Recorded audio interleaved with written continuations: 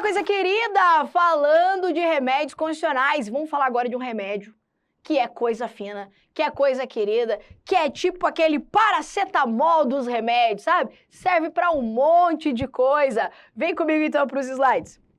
Diz assim, ó: conceder-se-á mandado de segurança para proteger direito líquido e certo, não amparado por habeas corpus ou habeas data, quando responsável pela ilegalidade ou abuso de poder for autoridade pública, o agente de pessoa jurídica no exercício de atribuições do poder público.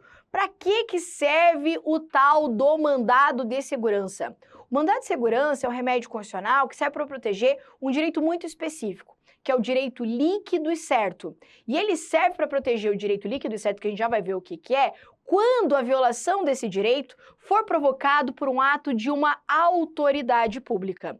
Então, eu posso dizer que o mandado de segurança, ele serve para fazer um controle aqui desse poder de império dos atos estatais. Então, a gente sabe que o Estado, ele tem um poder muito forte, não é? E ele pode, muitas vezes, abusar desse poder ou realizar atos com ilegalidade. Nesse caso, a Constituição falou assim: ei, fica tranquilo, se o Estado começar de palhaçadinha, começar a fazer ato ilegal, começar a abusar de poder, você pode se socorrer do poder judiciário, inclusive de uma forma muito objetiva, através desse negócio chamado mandado de segurança. Mas veja que a própria Constituição, ela vai dizer que cabe mandado de segurança para proteger direito líquido e certo, mas não de todo e qualquer direito líquido e certo. Porque ela fala assim, ó, que é cabível mandado de segurança para proteger direito líquido e certo, não amparado por habeas corpus ou habeas data. Logo, se o direito líquido e certo violado for a liberdade de locomoção, você vai fazer o quê? Habeas corpus e não mandado de segurança. Se o seu direito líquido e certo for o direito de você conhecer, retificar informações próprias suas, aí você não vai se valer do mandado de segurança, você vai se valer do habeas data. Então, o mandado de segurança, ele protege direito líquido e certo, mas não todo e qualquer direito líquido e certo. Porque se for um direito líquido e certo, a liberdade de locomoção ou a informação da própria pessoa, aí caberá habeas corpus ou habeas data, ok? Então, a gente pode esquematizar assim, ó, que é aqui que a gente consegue visualizar o Paranauê. Quando que cabe, então, o mandado de segurança? Então, primeiro, igual eu fiz com todos os outros remédios constitucionais, né? É uma ação constitucional de natureza civil. Então, não é uma ação de natureza penal. Mas, apesar de ser uma ação de natureza civil, é cabível, muitas vezes, no processo penal. Então, cabível em atos em processo penal. Então, existindo um direito líquido e certo violado por ato de uma autoridade, e essa autoridade, inclusive, pode ser um ato de um juiz, pode ser um ato, por exemplo, de um ministro, ato de uma autoridade. É o Estado impondo o seu poder, né, o seu poder de império, caberá nessa situação ali o mandado de segurança. Então, mesmo em um processo de natureza penal, muitas vezes eu posso ter atos arbitrários, atos cometidos com ilegalidade, e a depender da circunstância, caberá mandado de segurança, tá?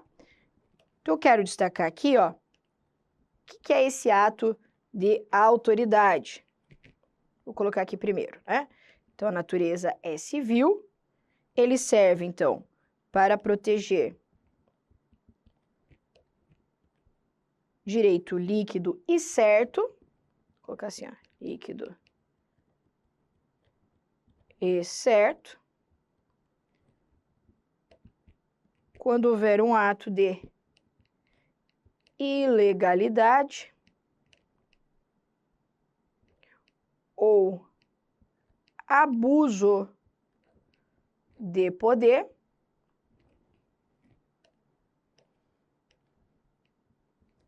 cometido, realizado, então, por uma autoridade pública ou um agente de pessoa jurídica no exercício de atribuições do poder público. Então, vamos imaginar a seguinte situação. Vamos imaginar que eu esteja violando um direito líquido e certo seu. Então, você trabalha para mim, qualquer coisa, e eu, Adriane, estou violando um direito líquido e certo seu. Será que você pode fazer mandado de segurança contra mim? Não. Por quê? Porque eu não estou exercendo aqui a minha função, uma autoridade. Então, por exemplo, você trabalha lá numa empresa privada e o seu chefe não está pagando lá, sei lá, sua hora extra. Você pode fazer um mandado de segurança contra ele? Não. Por quê? Porque naquela ocasião ele não é uma autoridade pública, ele não é um agente de pessoa jurídica no exercício de atribuições do poder público. Ok aqui? Tá. Vou esmiuçar um pouquinho esse ato que eu falei aqui, então, de autoridade. Então, eu falei para você que para caber mandado de segurança, tem que ter ato de uma autoridade. Esse ato de autoridade pode ser um ato comissivo ou omissivo. Muitas vezes eu posso ter uma omissão por parte de uma autoridade que viola um direito líquido e certo. Então, é cabível mandado de segurança quando há um ato comissivo, uma ação, algo positivo, um agir do Estado, mas também em decorrência da sua omissão. É cabível também em face aqui, ó, de atos administrativos, vou colocar tudo em letra cursiva. Administrativos. Mas é cabível, excepcionalmente, em face de atos de natureza judicial ou ainda legislativo. Como eu disse ali antes, eu posso ter o ato de uma autoridade aqui, então, integrante da administração pública direta ou mesmo indireta. Desde que decorra aqui, ó, então regido, né, por regime de direito público, desde que decorra do seu poder de império. Como a gente explicou. Posso colocar aqui ainda, como ato de uma autoridade, aquele particular, por exemplo, que desempenha uma função pública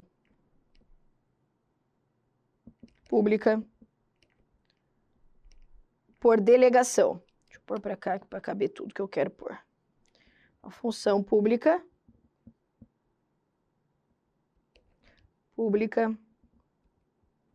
por delegação. E ainda posso complementar aqui, ó, que também considera-se como ato de autoridade o ato realizado por partidos políticos. Então, a lei do mandado de segurança, ela equipara o ato dos partidos políticos a ato de autoridade. Então, aqui, apenas alguns exemplos, eu vou falar um pouquinho melhor sobre isso na parte também de legitimidade. Então, repetindo tudo aqui que a gente viu, é cabível mandado de segurança quando houver violação de direito líquido e certo, por ato de ilegalidade ou abuso de poder, quando esse ato for cometido por uma autoridade pública ou agente de pessoa jurídica no exercício de atribuições do poder público. A gente pode desenrolar um pouco mais isso dizendo que esse ato de autoridade é aquele ato comissivo, um agir ou por omissão, administrativo, judicial ou mesmo em face de um ato de natureza legislativa. Realizado aqui, por exemplo, pela administração direta ou indireta, por aquelas pessoas regidas por regime de direito público, desde que decorram desse ato de império. Pode ser um particular? Pode, desde que ele esteja desempenhando uma função pública por delegação. E eu posso colocar aqui, por exemplo, ainda, os partidos políticos por equiparação. Ok? Tá. E agora a gente vai entender o que é o tal do direito líquido e certo. O que é direito líquido e certo? Direito líquido e certo, eu gosto muito do mandado de segurança, porque é uma das principais ações, que eu mais faço na minha vida é o tal do mandado de segurança. O que é o direito líquido e certo? O direito líquido e certo é aquele direito que você consegue comprovar o seu direito no momento da impetração, no momento que você faz a sua ação. Eu costumo falar para meus clientes que o mandado de segurança é uma bazuca. Então, por exemplo, num processo, alguns processos, eu falo que alguns processos são metralhadoras. É tá.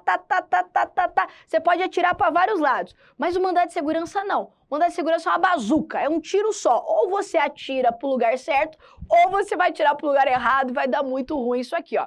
Então, lembra quando a gente falou a respeito do devido processo legal, da ampla defesa, do contraditório? Lembra que eu falei para você, que eu disse assim, ó, um processo regular, mais ou menos, ele funciona assim, ó. Pessoal do processo aí, né, seja civil ou penal, me perdoe pela simplicidade, né? O Torque chega a pirar aqui nesse negócio, mas é só para exemplificar. Então vamos lá.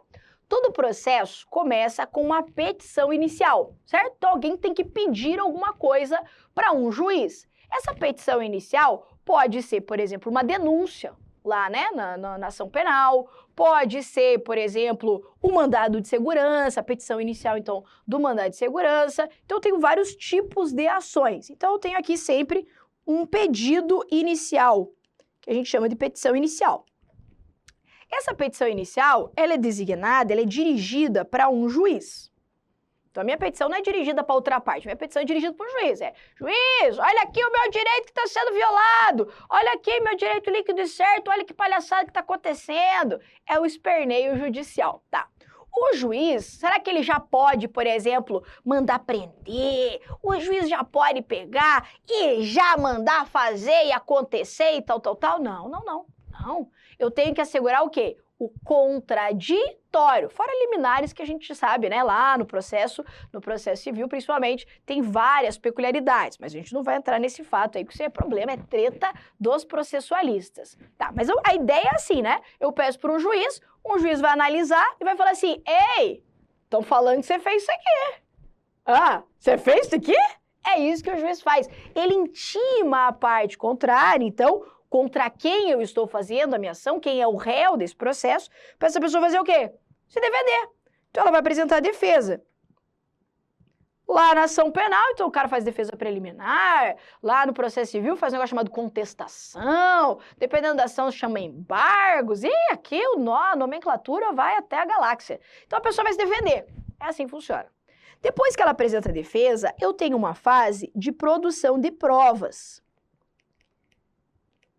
É bem verdade que quando eu faço a minha ação, eu já tenho que juntar prova. Você tá entendendo? Então eu já faço a minha ação e falo, ó, tá aqui, ó, inclusive ele falou isso, ó, olha esse documento aqui, olha aqui que eu tenho essa prova aqui, olha esse e-mail, olha essa carta, olha esse ofício. Você tá entendendo? Eu já junto provas também no meu pedido inicial. Mas eu ainda, em regra, tenho uma outra fase, um outro momento no processo para produzir provas que muitas vezes eu não consegui juntar ali no meu pedido inicial. Por exemplo, uma testemunha. Então, eu quero ouvir uma testemunha. Legal, vai ser nesse momento. Eu quero fazer uma perícia. Legal, você vai fazer nesse momento. Você tá entendendo? Então, até uma perícia contábil, alguma coisa, tudo seria produzido nesse momento aqui, que a gente chama de dilação probatória ou instrução probatória. Ok? Tá. Depois que fez essa parte das provas, o que vai acontecer? O juiz vai falar, ei, já produziram tudo que vocês queriam produzir? Sim. Então agora fala aí o que vocês querem falar para encerrar, que daí eu vou julgar.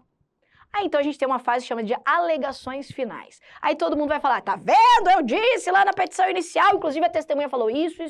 O réu, né, a pessoa contra quem vai dizer o quê? Tá vendo? Eu era inocente, tá vendo? Não é nada disso que falaram. Falou a testemunha, falou a perícia e papapá. Tá. Terminou essa fase de provas, eu vou ter o quê? Uma sentença. Beleza? Depois dessa fase de sentença, então, o juiz pode fazer o quê? Pode condenar, pode absolver, pode julgar procedente ou improcedente a ação. E daí, acabou, morreu? Não, meu amor, acabou de começar. Tem a fase ainda de recursos. Por isso que um processo é tão demorado. Eu tenho ainda a fase de recursos. Isso aqui é um resumo ridículo, né? Até, eu diria, de um processo. Seja ele natureza penal, civil, tá? O que acontece no mandado de segurança? O mandado de segurança, ele não tem essa fase. Então, no mandado de segurança, o meu momento de juntar provas é na hora que eu faço meu pedido. Então, na hora que eu fiz a minha petição inicial, dizendo, olha, ele tem esse direito líquido e certo, eu tenho que provar tudo ali. Não vai ter uma fase para ouvir uma testemunha, mas aconteceu aquilo, mas chama aquela pessoa para depor. Não tem. Não tem. Ou faz... Por isso, entendeu a bazuca agora? Ou faz uma petição inicial e a pessoa vai se defender ali no momento da sua defesa, que na verdade a gente não chama, né, de defesa, que a gente chama de prestação de informações, tá? Mas é mais ou menos assim a estrutura. Então eu não tenho essa fase de dilação probatória. Isso é direito líquido e certo. Então eu vou te exemplificar para que se vier algum exemplo, você tá ligado. Imagine que você faz um concurso público. Imagina, você vai fazer um concurso público. É, claro que você faz. E você resolveu fazer um concurso público para um concurso que tinha 5 vagas. Aí, professora, não faz concurso com 5 vagas apenas. Faz sim. Claro que faz. Ah, claro que faz. Eu sei até que você faz concurso para lugar que nem tem vaga. Meu amor, conheço concurseiro. Então vai lá, concurso público com 5 vagas. Legal. Aí você faz o concurso, vai bem. Só que você acabou sendo aprovado, sabe em qual colocação? Chuta aí com o coração. Ai, professor, é 6º lugar, né? Claro, claro que é 6º, porque toda desgraça é pouca, né? Só que tem um 6º, tem um 7º, não tem um 7º? Tem 8º, por aí vai. Beleza. Aí o que acontece? Você tá lá esperando que alguém morra, né? Mentira, né? Que alguém passe em um concurso melhor aqui, a lista gire, não é isso? Claro que você tá ali, ó. São 5 vagas, eu sou o 6º. Vamos torcer aqui para alguém o quê? Para alguém melhorar, passar num negócio melhor, né? E, sei lá, viver um sonho, sei lá, alguma coisa assim, né? Ganhar o BBB, né? Que nem a tal da Juliette ali que estava para concurso, de repente, opa, agora ganhei BBB, ó, uma concorrente a menos aí, né? Vamos imaginar, então, que, sei lá, que uma das colocadas aqui fosse a Juliette nesse concurso. E ela passou, e ela ganhou lá o BBB. Claro que ela nem quer saber de assumir isso aí. Ela vai viver o milhão dela. Opa, que maravilha, ganhou o BBB. Perfeito. Aí o que acontece? A Juliette, então, por exemplo, não vai querer mais essa vaga. Imagina que ela passou em primeiro lugar, porque a menina estudava pra caramba. Então ela passou em primeiro lugar, ganhou o BBB, falou, ei, não vou assumir isso aí não. O que aconteceu com a lista? A lista girou. E daí você só tá agradecendo, inclusive você votou muito nela lá no BBB para ela ganhar mesmo e liberar essa lista aqui, a lista girar. Legal. Quem seria o próximo a ser nomeado? Você, né? Você é o próximo da lista aqui de classificação. Só que vamos imaginar que por um acaso, que você não sabe, ao invés de ser convocado, você que seria o 6º colocado, o 7º foi chamado. O 7º foi chamado, sei lá, confundiram lista, chamaram de lista, sei lá, de cotista, alguma coisa, por algum equívoco, sei lá, rodou e não foi você que foi chamado. E daí? Aí, claro, você vai desmaiar, né? Vai lá, desmaia lá, aí depois da sua mãe, todo mundo te abanar e tentar ressuscitar ali, você fala assim, meu Deus, o que eu posso fazer? Mandar de segurança. Por quê? Porque você era o próximo da lista. Então, se você era o próximo à lista, você que tem que ser chamado. O que aconteceu aqui com você? Você foi preterido na vaga. Era você que devia ser chamado e não foi. Mandado de segurança. Ah, professora, mas como assim? Qual que é o meu direito líquido e certo? O direito de você ser nomeado por ser o próximo na lista ali de convocação. Você é o que teve a próxima a colocação. Então, num mandado de segurança, o que eu falaria para um juiz? Falaria, senhor juiz, olha aqui, ó, o fulano passou em 6º lugar, mas a Juliette ganhou o BBB e abriu mão da vaga, não a assumiu. Olha, tá aqui, inclusive, a declaração dela de que ela não assumiu a vaga, de que ela abriu mão da vaga e tudo mais. Provei o documento. Então, junto lá que você passou no concurso, junto lá que você ficou em 6º colocado, mostra pro juiz que a Juliette abriu mão da vaga e mostra pro juiz, ó, então é ele que tem que ser nomeado. E mostra pro juiz, olha, inclusive quem foi nomeado foi o 7º. Olha que palhaçada é essa.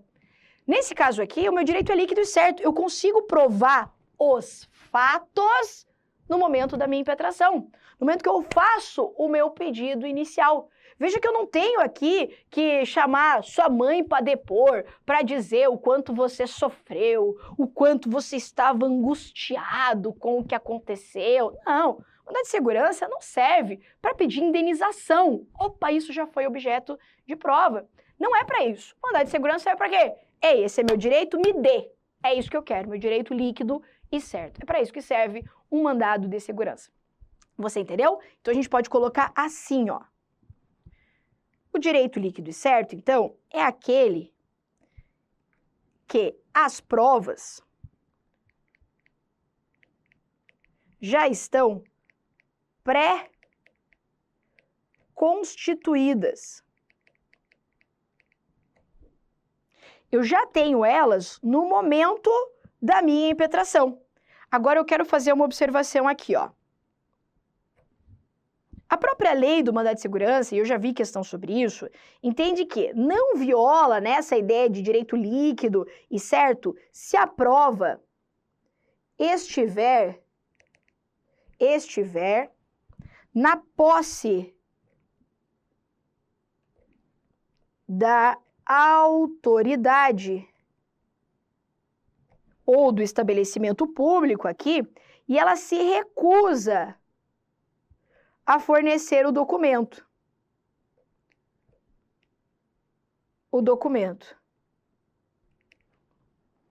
Vamos imaginar, por exemplo, que você precisa fazer um mandado de segurança lá e existe uma prova pré-constituída, já existe uma prova, só que essa prova não está com você. Essa prova está com a autoridade, que inclusive é ela que está violando o seu direito líquido e certo. E você vai lá e fala assim, ei, eu preciso dessa prova, me dê lá aqui, né, uma cópia, sei lá, dessa prova que eu estou pedindo aqui. E a autoridade muitas vezes já sabe que essa prova pode, né, atrapalhar a vida dela na frente, ela fala, não dou a prova. Aí, nesse caso, você pode fazer o mandado de segurança e pedir para que o juiz, então, exija que a autoridade exiba essa prova, que ela apresente essa prova. Mas veja que não vai ser uma prova que ela vai ser constituída ao longo do processo. Você está entendendo? É uma prova que ela já está pronta, só não está com você.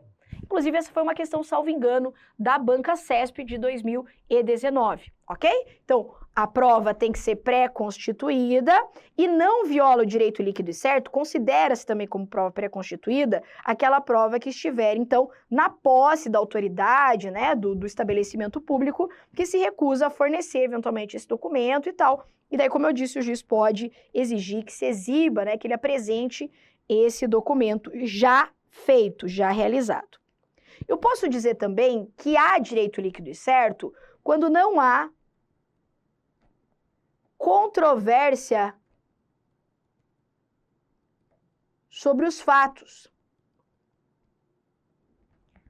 Isso porque, como eu disse, não vai ter momento, não vai ter fase, não vai ter oportunidade para você produzir provas aqui. Então, por isso que os fatos têm que estar já no momento que você entra com a ação. Quer ver? No caso do exemplo lá, olha os fatos. Passou no concurso, ficou em sexto colocado, Juliette passou lá, ganhou o BBB, e sou eu que tenho que assumir. Chamaram o SED por algum equívoco, tal. Pronto, os fatos estão aqui. Não precisa e você ir lá depor dizendo, olha, eu passei no concurso em sexto lugar. Não, já está aqui, os fatos já estão pré-estabelecidos. Veja que, eventualmente, pode existir controvérsia quanto ao direito. Então, sei lá, a banca pode falar assim, ei, não era você o próximo, porque existe vaga, por exemplo, sei lá, para negro, existe cota estabelecida no edital aqui para deficiente, por isso eu chamei o sétimo, porque o sétimo era o primeiro da lista de negro, era o primeiro da lista de deficiente, pode acontecer essas coisas, você está entendendo? Então, nesse caso, o que não pode existir é controvérsia sobre os fatos, mas pode existir, sim, controvérsia sobre o direito, tá? Então, vamos colocar aqui, ó, sem controvérsia fática, mas pode existir controvérsia, ou seja, divergência sobre o direito. Quer ver? E exemplos não me faltam, meu amor. Exemplos, em mandado de segurança, tudo que não me falta são exemplos. Então, vamos lá. Eu fiz um mandado de segurança uma vez porque um cliente meu não estava conseguindo vaga em creche, numa escolinha, né, na creche lá, para o seu filho que tinha 3 anos na época. A Constituição Federal, ela assegura expressamente o direito, né, gratuito aqui de vagas, né, em creches e pré-escola para crianças até 5 anos de idade. Então, é um direito líquido e certo. Inclusive, o Estado não pode ficar alegando reserva do possível, nem nada disso. É um direito líquido e certo, eu tenho direito de vaga na creche até ali 5 anos, e o Estado, o município lá tem que dar os pulos dele para conseguir. Legal. O meu cliente falou, não consigo, inclusive estou numa lista gigante aqui e não vai conseguir abrir a vaga para mim esse ano. Beleza, não tem problema, vamos fazer um mandado de segurança? Ó, aqui, ó, juiz, tenho filho, quantos anos? Ah, tem 3, tá dentro da faixa aqui. A Constituição me garante esse direito de acesso à educação. O Estado não pode alegar a reserva do possível, que se trata de mínimo existencial. Inclusive, o Supremo Tribunal Federal já disse isso aqui. Me dê a vaga na creche. Para minha surpresa, olha só o que o juiz aqui de Cascavel fez. Falou, não dou. Apesar de estar na faixa, tipo assim, apesar da Constituição reconhecer esse direito, bababá, entendo que o município não tem condições de abrir a vaga e que existem outras crianças que também precisam da vaga e por isso não vou conceder o mandado de segurança. Pode o juiz fazer isso? Não deveria, né? Mas pode, ué. Ele entendeu que a pessoa não tem o direito. Então, eu disse que tem o direito, ele entendeu que a pessoa não tem o direito. Então, pode existir controvérsia quanto à existência ou não do direito. O que não pode é ter controvérsia sobre os fatos. Então, ninguém discutiu ali se a criança tinha mesmo até 5 anos. Ninguém discutiu se existia ou não a vaga ali na creche. É isso que diz aqui, então, a ideia de direito líquido e certo. Claro que a gente recorreu, né? Eu tenho que encerrar a história. Claro que a gente recorreu e o tribunal reformou e a criança, graças a Deus, conseguiu ali a vaguinha na escola, né? Porque não é trabalho do judiciário aqui decidir se a administração tem ou não dinheiro, né? O juiz não é administrador público, quem tem que dar os pulos é a própria administração pública. Ok? Então, por isso, volta aqui então. O que é direito líquido e certo? Aquele que as provas estão pré-constituídas. E aquele, então, que não há controvérsia sobre os fatos, mas eventualmente pode existir controvérsia sobre o direito. Inclusive, isso tudo que a tia te explicou é súmula. Olha lá, súmula 625 do STF. Controvérsia sobre matéria de direito não impede concessão de mandado de segurança. O que impede, portanto, é controvérsia sobre os fatos. Seguimos? Seguimos. Eu tenho 2 espécies de mandado de segurança. Eu tenho um mandado de segurança preventivo e eu tenho um mandado de segurança repressivo.